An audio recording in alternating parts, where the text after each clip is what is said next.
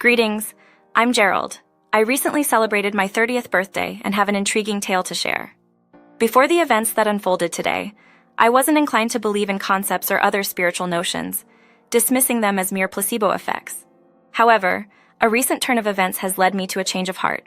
I am now a staunch believer in the idea that what goes around comes around, all thanks to my malevolent mother-in-law and her equally unpleasant relatives. Except for my beautiful wife, of course, who remarkably transcended the negativity surrounding her upbringing. The saga began one sunny Wednesday morning in our home. Come down here for a second. What is it, honey? I have a favor to ask, and please don't say no. My wife accompanied her plea with the most adorable puppy dog eyes, making it nearly impossible for me to decline. With a face like hers, who could resist? She went on to explain that her mother, Jennifer, was coming to town and needed a place to stay. I sensed where this was headed and emphatically declined. However, she persisted. But babe, it's only for the weekend. Can't you handle a sweet little old lady for just one weekend? Little and sweet were not the words I'd used to describe Jennifer. She was the embodiment of evil. Despite my protests, my wife managed to sway me, assuring me it would only be for the weekend. Reluctantly, I agreed.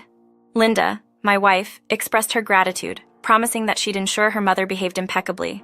She even assured me that with any luck, we might not even cross paths during the entire weekend. Little did I know that this assurance would turn out to be a blatant lie, as the events that unfolded were nothing short of shocking. It was a Friday afternoon, and my mother-in-law, Jennifer, was expected to arrive soon. We had diligently prepared the guest room with all the essentials and a selection of her favorite items to ensure her comfort, hoping to minimize any potential drama or annoyance. Around noon, the doorbell rang, prompting my wife, who was in the kitchen preparing for her arrival, to call out and inform me of Jennifer's presence. Steel nerves in place, I made my way to the door and opened it to find a woman whose facial expression seemed more like a scowl than a smile. My mother-in-law greeted me with a terse, "Hello, Gerald, how was your trip? I hope you're doing all right." Inviting her inside, I assisted with her belongings and performed my hosting duties without excessive fuss or rudeness. However, a growing sense of irritation crept in as she embarked on a stream of ceaseless commentary. "Goodness gracious, the patio looks stunning, Gerald. Did you work on this?" she exclaimed. Trying to maintain composure, I replied, "Yes, actually I did. It simply looks gorgeous. Feel free to take some photos whenever you'd like, and sure, I'll take those bags upstairs to your room. Would you like me to prepare some coffee as well? I'd fancy a caramel macchiato adorned with a dollop of whipped cream if you'd be so kind." Did she assume this was a Starbucks? If you've ever watched A Streetcar Named Desire, you might grasp the essence of Jennifer's character. She mirrored Blanche perfectly, an individual cloaked in an air of superiority seamlessly blended with feigned innocence and naivety. Every stride she took exuded a self-declared blessing upon any observer. I detest such arrogance, and to worsen matters, she was rudeness personified. Just as this unfolded, Linda emerged from the kitchen to greet her mother. "You look stunning!" "Oh, stop it, Linda, do I? You're lying. Well, I suppose I do look rather well. It's this new diet I'm on. You should consider it. You appear as if you might need it, sweetheart. But not this weekend. This weekend we can do whatever we want. That's why I ordered my caramel macchiato. Speaking of which, Gerald, when might I expect that? I'm parched, and I need something to drink right this instant, or else I might faint. See what I'm talking about?" We enjoyed a beautifully prepared lunch by my loving wife. Soon after, I found myself Googling how to make a caramel macchiato. Jennifer made it her mission to dissect every flaw in the meal, followed by a swift reassurance that it was fine, but we should be extra careful next time to avoid such silly mistakes. She relished patronizing us. I could endure it, but I sensed that Linda struggled with her mother's pontifications. How could she not? That was her mother. I couldn't claim the same for myself. Revenge was my inclination when the opportunity arose. In the afternoon, Jennifer rambled on about her affection for the house, expressing it in her idiosyncratic way. Of course, I didn't quite relish it as much as I did Zanzibar, with its breathtaking scenery and even lovelier people. This vacation won't match those stunning places, but it's a vacation nonetheless. Perhaps this simpler vacation might humble me, considering I've been to many lavish places.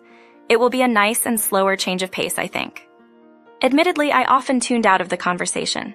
Even upon checking back in, hoping for a hint of interest, Jennifer's monologue persisted.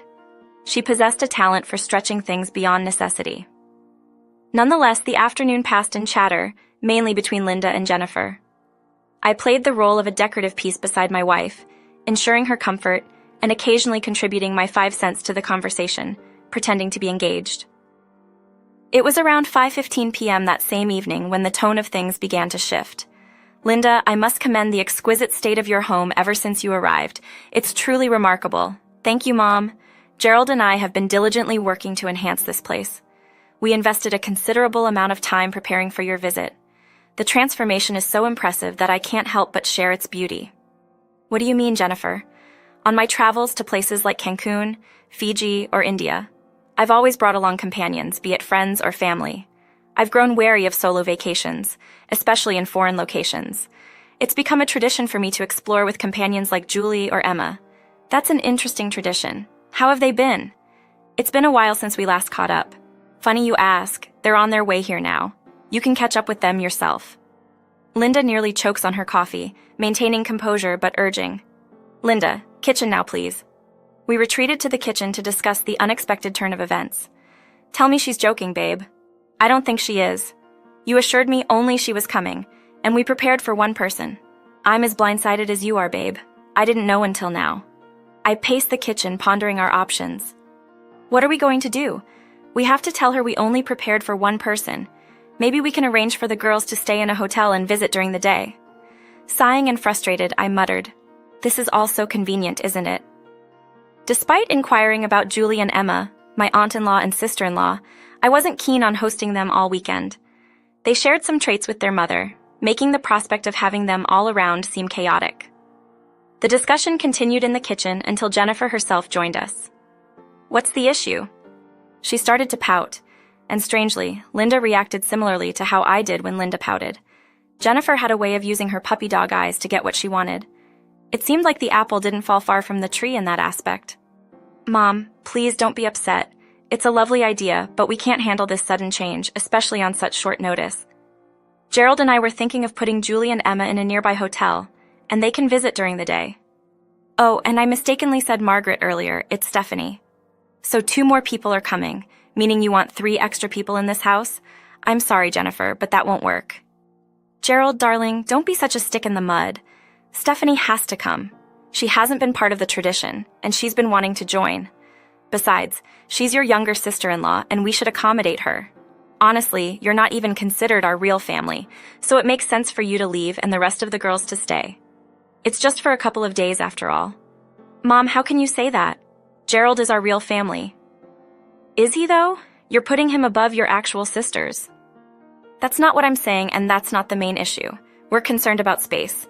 We don't think there'll be enough room for everybody.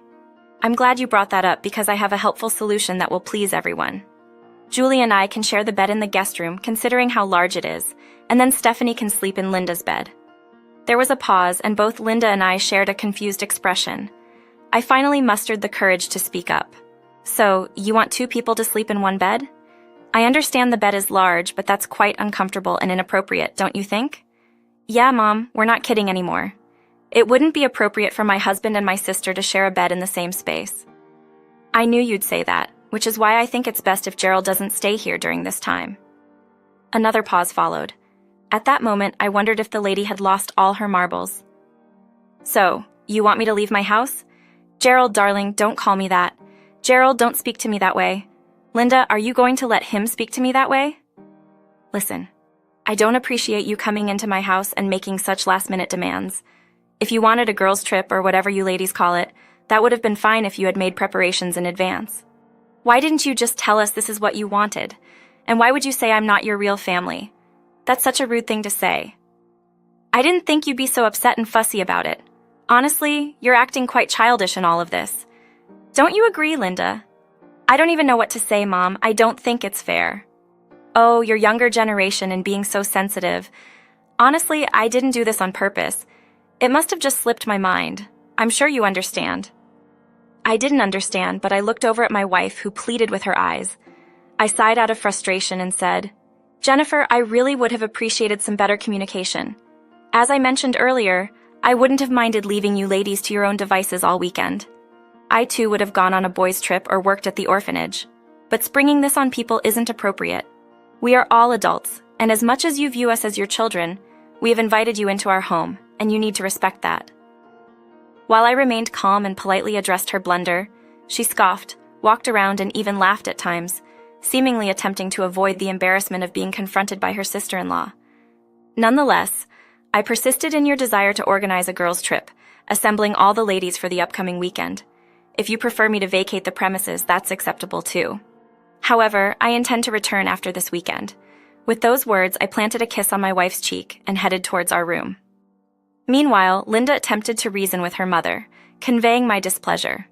Despite Linda's efforts, Jennifer dismissed my concerns with laughter, treating my feelings as insignificant. I packed a duffel bag with some essentials, signaling my departure. Subsequently, I secured a hotel room online before making my way there. Before reaching the hotel, I made a detour to the Open Arms Orphanage, where I frequently volunteered. As mentioned earlier, Open Arms is a challenging yet rewarding place to be, dealing with unruly toddlers, children, and teenagers.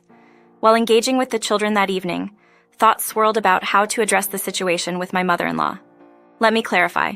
I don't consider myself malevolent, but I do relish imparting valuable lessons.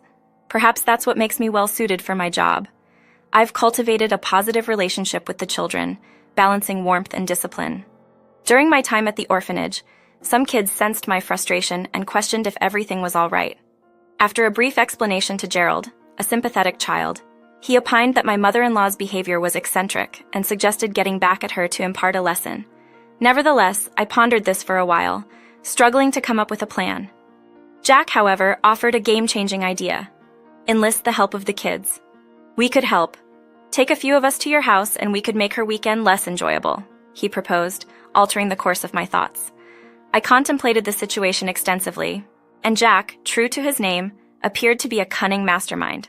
The idea was brilliant. The kids could enjoy a much-needed weekend getaway, and simultaneously, I could settle the score with my disrespectful mother-in-law. Collaborating like three strategic masterminds plotting world domination, we made the necessary arrangements and patiently awaited the opportune moment for our revenge. The chosen day, a Saturday, unfolded as follows. Upon the ringing doorbell, Linda approached, only to be met with a delightful surprise. "Hello, Linda, Gerald, Jack, how are you?" she greeted. It dawned on her that 3 other children accompanied us, leaving her understandably perplexed. In response to her confusion, I casually explained, "Oh, nothing. I thought I'd bring the kids along to partake in the lovely vacation Jennifer was organizing." Leading the group into the room, consisting of children aged 5 and 8, notorious for their unruly behavior but equally affectionate when they wanted to be, I promised them an ice cream treat if they agreed to unleash their chaos. As we entered, Jennifer extended her morning pleasantries, unaware of the impending disruption. The in-laws, gathered in the living area, indulging in mimosas and croissants, gasped in unison at the sight of the unexpected guests. Jack took the opportunity to explain. "Well, Gerald informed us about the wonderful vacation happening in his home. Since we've never been on one, he graciously invited us to join the festivities." The in-laws, sipping their drinks, shared horrified looks. Simultaneously, some of the kids seized the opportunity to grab items from the table: bacon, pancakes, and large gulps of orange juice. The horror on the in-laws' faces intensified. At that moment, Jennifer rose and whisked me away from the impending commotion that was about to unfold. "What does this mean?" just as Jack mentioned. "I intended for the children to have their little vacation. I assume you wouldn't object. How can you bring all these kids into the house? It's overwhelming, and someone named Jack is likely to create issues. This was meant to be a relaxing weekend for me and the girls, you know." "Oh well, I'm sure you wouldn't mind. It's only for a couple of days after all." "Okay, listen, buddy. I understand you're upset." "No, you listen here, Jennifer. I've had enough of your high and mighty attitude, acting as if you own the place. If you want to stay here for a vacation, fine. But the kids are staying too. They deserve to enjoy just as much as you do. So, next time you want to cause problems for others and be an inconvenience, remember it's not pleasant when it happens to you." And with that, I didn't give her another chance to speak. I just walked back into the living room to witness the chaos unfold. "Little girl, don't you dare play with that. That's an expensive designer bag. Don't you dare, I swear you little gremlins are causing so much havoc. Is this what vacations are normally like? Because if so, I don't want it anymore." The ladies were harassed by the unruly children causing chaos. You might wonder how Linda felt. I looked around and she was in the corner snickering. She found it funny too. You might also wonder how I felt watching my house being torn apart. I'll say it was worth it to see the looks of horror on my in-laws' faces. I didn't mind cleaning up, and Jack even said they'd be responsible for the mess and promised to help clean once they were done. I just needed to witness this moment of chaos as the ladies dealt with children they'd never had to deal with. It was awkward and laughable to witness the contrast between the prim and proper older ladies and the young, chaotic children. Well, it looks like everything is in order. I'll be on my way then. I'll pick up the kids maybe on Sunday. And with that, I left the house, laughing in my hotel room. I called Linda and told her that the kids weren't meant to attack her, just the snobby ladies. If she needed a break, she could stay with me in the hotel. I'll never forget that day. It was one of the best days of my life.